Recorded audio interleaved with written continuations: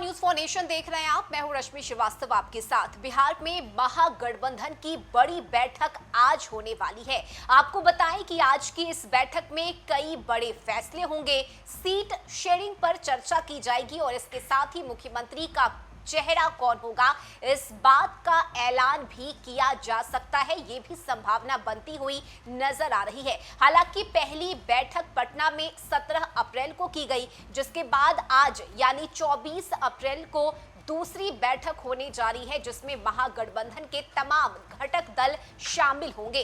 कुल मिलाकर बात करें तो इस वक्त महागठबंधन में 6 दल शामिल हैं, लेकिन इसके साथ ही साथ पशुपति पारस की पार्टी को भी महागठबंधन में शामिल किए जाने की चर्चा जोरों पर है। हालांकि देखना होगा कि इस पर सहमति बन पाती है या नहीं, लेकिन आज की बैठक कई मायनों में बेहद महत्वपूर्ण है। 17 अप्रैल की हुई बैठक के बाद बिहार में महागठबंधन के एकजुटता का संदेश दिया गया।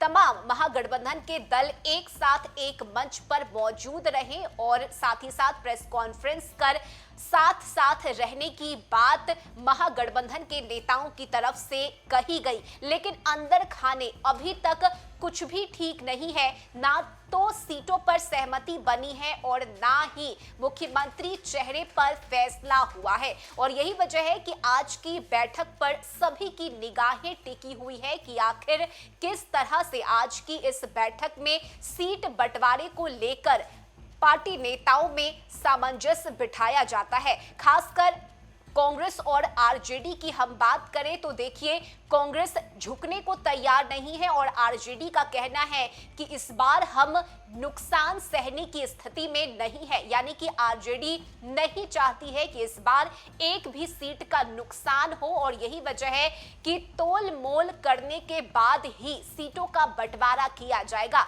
हालांकि पिछली बैठक की हम बात करें तो इस बैठक में तेजस्वी यादव को बड़ी जिम्मेदारी दी गई और तेजस्वी यादव के कंधे पर महागठबंधन की जिम्मेदारी सौंपी गई, लेकिन इसके बावजूद कांग्रेस के नेता मुख्यमंत्री चेहरे के तौर पर तेजस्वी यादव को स्वीकार करने के लिए तैयार नहीं है। और यही वजह है कि कांग्रेस के कई बड़े नेताओं ने यह कहा है कि पहले चुनाव होगा, चुनाव के नतीजे सामने आएंगे और उसके बाद आलाकमान इस बात पर फैसला लेगा कि आखिर मुख्यमंत्री का चेहरा कौन होगा। लेकिन आरजेडी की हम बात करें तो देखिए, आरजेडी सुप्रीमो लालू प्रसाद यादव और खुद तेजस्वी यादव भी कई बार अपनी इच्छा जाहिर कर चुके हैं। उनका कहना है कि अगर तेजस्वी मुख्यमंत्री बनते हैं तो बिहार की तस्वीर बदल जाएगी, बिहार में विकास होगा और ये जो 20 साल से खटारा सरकार है इसे खत्म कर एक नए बिहार की, एक नए युग की शुरुआत की जाएगी। और यही वजह है कि आज की इस बैठक में कई अहम रणनीतियों पर भी चर्चा की जाएगी कि आखिर